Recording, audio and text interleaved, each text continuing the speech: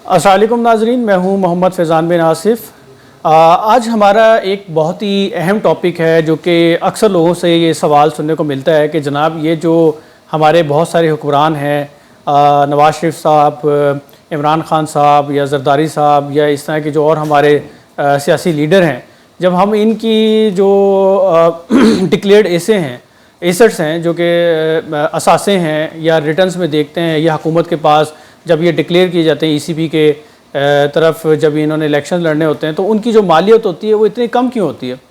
तो उसका जो है सोचा कि आपको मैं बताऊं उसकी वजह क्या है। सबसे पहले तो ये देखिए कि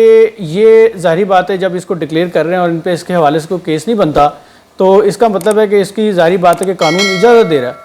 तो कानून इजाज़त दे रहा है तो कानून कहाँ इजाज़त दे रहा है, तो इसको आप सबसे पहले देख सकते हैं जो आपका टैक्स ऑर्डिनेंस है, इनकम टैक्स ऑर्डिनेंस। उसमें तो इनकम टैक्स ऑर्डिनेंस आपको ये बताता है कि जिस दिन आपके पास एसेट ट्रांसफ़र हो उस दिन की आप जो है ना उसके अंदर वैल्यू रिकॉर्ड करेंगे। तो इसी तरीके से अगर आपको जो है वो इनहेरिटेड ट्रांसफ़र हुआ है या अगर आपको तोहफे के तौर पे, गिफ्ट के तौर पे मिला है, तो तब भी आप अपनी जो उस दिन की मार्केट वैल्यू होगी उसको एक्चुअली आप रिकॉर्ड करेंगे। अब एक शख्स जो है अपनी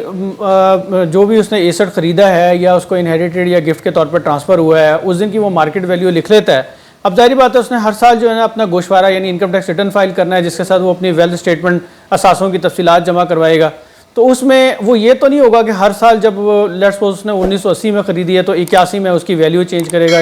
82 में दोबारा से चेंज करेगा, 83 में, ऐसा नहीं होता। बल्कि इसकी लॉ इजाज़त देता है कि आपने जिस दिन जो वैल्यू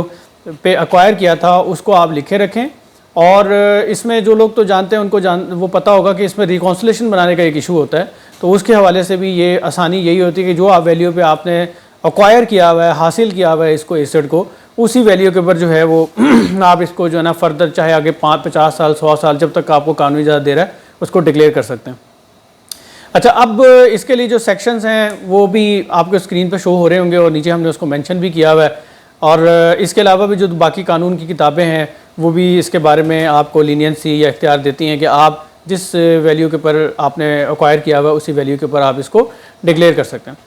अच्छा, अब एक और भी इसके अंदर बात समझने की है कि चूँकि पाकिस्तान के अंदर फेडरल गवर्नमेंट यानी वफाकी हुकूमत जो है ना वो किसी तरीके का वेल्थ टैक्स नहीं लगाती, यानी उसके पास ये इख्तियार नहीं है। ये कॉन्स्टिट्यूशनल अमेंडमेंट के बाद यानी तरमीम के बाद जो है वो अब ये इख्तियार नहीं है कि वो आपके जो एसेट्स हैं, वेल्थ है, उसके ऊपर कोई टैक्स लगा सके, बल्कि ये सूबाई गवर्नमेंट का काम है, ये सूबाई हुकूमत है उनका काम है। तो इसलिए आप देखते होंगे जो एक्साइज एंड टैक्सेशन की तरफ से जो आपको एक हर साल चलान मसूल होता है प्रॉपर्टी टैक्स का, वो आपकी लोकल गवर्नमेंट की तरफ से एक्चुअली जनरेट हुआ होता है। जैसे पंजाब में रहने वाला पंजाब गवर्नमेंट की तरफ से मसूल करता है।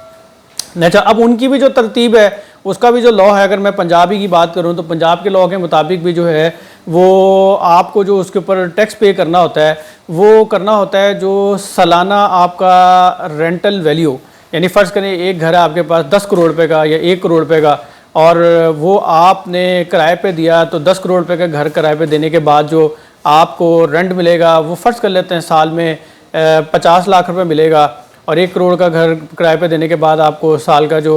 किराया है वो 5 लाख रुपए मिलेगा। हालांकि आपने दिया हुआ नहीं है, लेकिन आपको ये जो किराया मिलना चाहिए है, डीम्ड कंसिडर्ड, कि जो मिलना चाहिए है या मिल रहा है, तो उसका रेजिडेंशियल वैल्यू के अतबार से जो रेजिडेंट्स हैं उनके अतबार से 5% होगा, और अगर वो कमर्शियल प्रॉपर्टीज़ हैं तो फिर उनका 10% जो है एनुअल रेंटल वैल्यू जो है ना वो टैक्स, प्रॉपर्टी टैक्स के तौर पे कंसीडर किया जाएगा। तो दोनों सूरत हाल को हमने देख लिया, तो इसलिए जो है ये बात, ये सवाल करना हुक्मरानों से भी फजूल है कि जनाब आपके एसेट्स ने कम क्यों हैं, आपकी 300 जो मरबा ज़मीन है तो वैल्यूज़ कितनी कम है, तो उसकी वजह आपका कानून है, उसकी वजह ये लोग नहीं है। तो उम्मीद है कि आपको ये मेरी बात समझ में आई होगी। फिर भी इस हवाले से कोई सवाल हो तो आप नीचे कमेंट कर सकते हैं। हमारे चैनल को सब्सक्राइब कीजिए, हमारे से जुड़े रहिए। अस्सलाम वालेकुम।